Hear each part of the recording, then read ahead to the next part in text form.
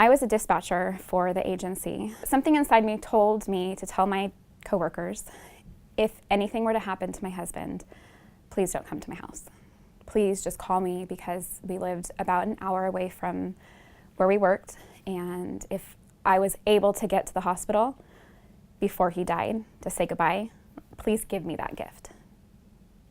Never thinking that it would ever happen. It did.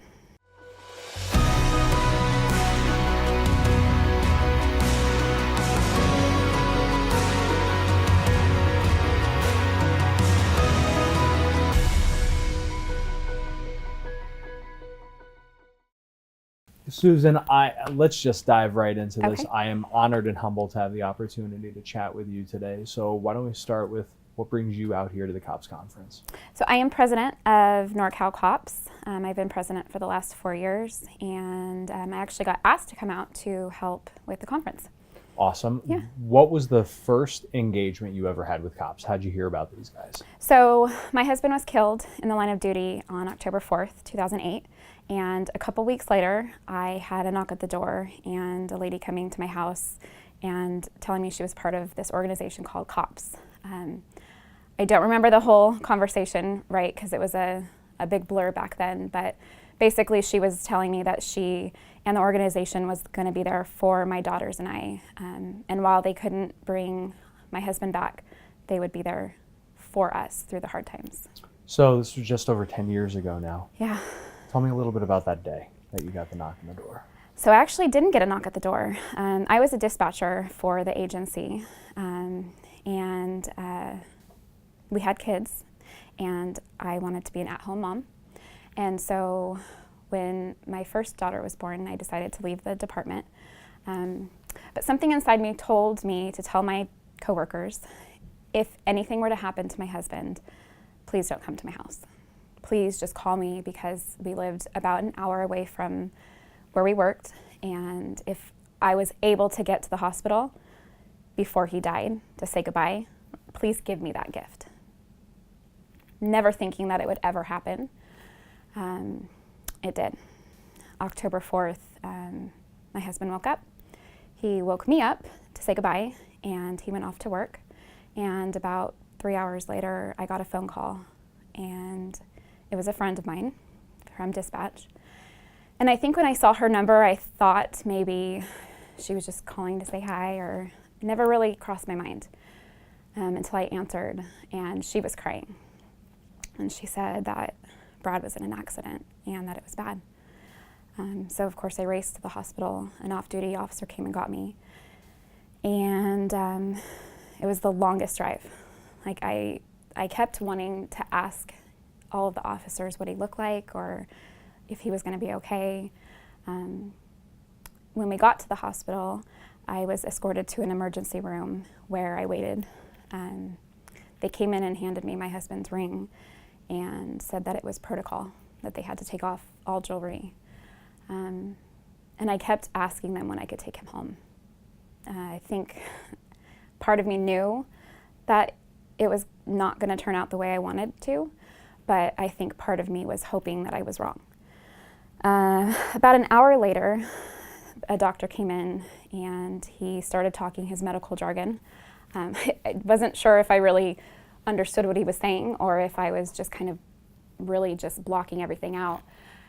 And I asked him what I thought were simple words was, is my husband going to be okay? And he put his head down and he started crying.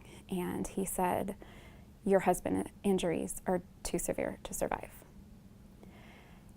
And at 29, I don't think I really understood like fully what that really meant. The next thing I know, I woke up and I had oxygen on over my face. And I didn't really know where I was. I didn't know what happened. I kind of looked around the room and saw his mom and dad there, my brother. And I finally came to and realized that I now was living the nightmare that I've always, as a police officer's wife, always prayed I would never have to live. So I asked to see him. Of course, in my brain, I thought maybe if I went there and saw him, maybe I could change the situation. They kindly let me know that my husband would not look like the man that left my house that morning. That definitely was not something that registered in my brain at all until I went in the room and saw him. He was 6'4", tall, skinny white boy, just full of laughter and smiles all the time, crater dimples. And when I walked in the room, he was laying there. His eyes were black and blue and had, gash marks all over him. He had a big dent in his head, and it flashed before my eyes that I had to tell my kids that their dad was never coming home, and the whole forever thing. And I think at 29, sorry.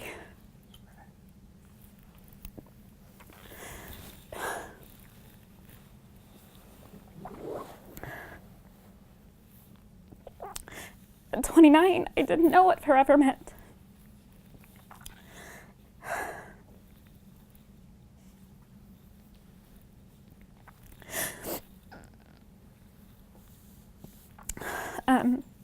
I really wasn't sure how my kids would understand what the word forever was. But I told them, and of course it didn't go the way, like in my head, I thought it was going to go. They were 1 and 3. At night, they thought that I could say hi to him. And so when I put them to bed at night, they asked me to say, good night to Dad. So it was tough. It was very, very tough. 10 years later, obviously, it's still very emotional for me. People say that it gets better with time. And I don't really believe that.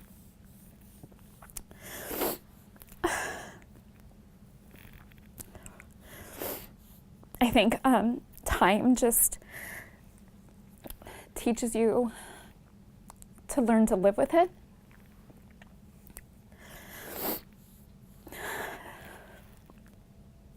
But it doesn't take the pain away. How has COPS been able to help you through this horrible process? They were there for me. There were days that through the process I didn't know how I was gonna breathe again. I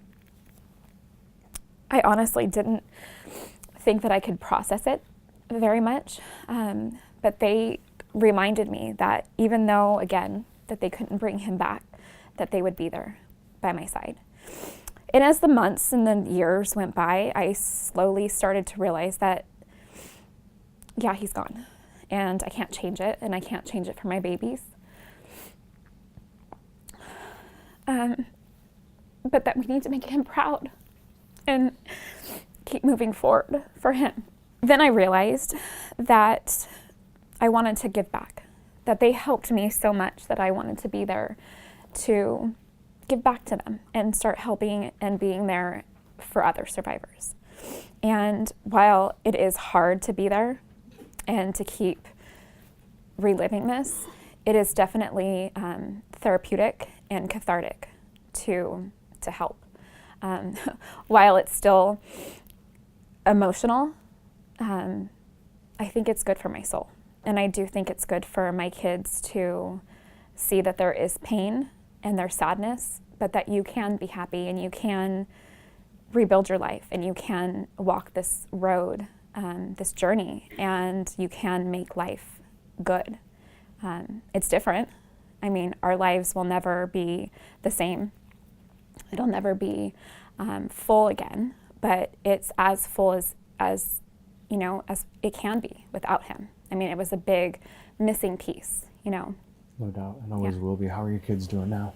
They're good. They were so young when it happened that I don't really think that they know, as sad and as heartbreaking as it is, I don't really think that they know the meaning of what a dad is. They have an idea. They see their friends with dads, and I think that they miss him, but they don't know what they're really missing. But they're happy. they're good girls. They have gone to counseling, but their counselors say that they're well-adjusted, happy kids, that they allow themselves to talk about what happened. They know what happened, but they're happy, and they can talk about it and, you know, cry about it, but then move on and know that there is life to live. I think that's a testament to probably the strongest woman they'll ever meet in their lives. Yeah. What do you hope that people take away from this? People that unfortunately may end up in the same position that you found yourself in 10 years ago.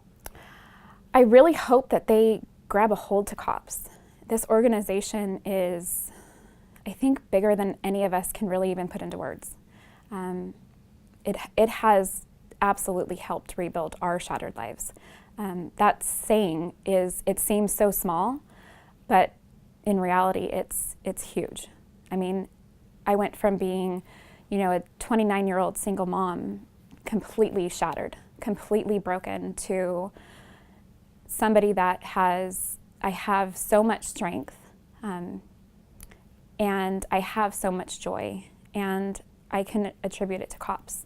And I hope that people can see other survivors go through this process and just really give COPS just their all. No doubt. Yeah. Thank you so much for sharing. Thank you. Really, really appreciate it. Thank you. Guys, take the 2 seconds to hit the share button on this video right now. Do it. Thank you for watching. God bless America.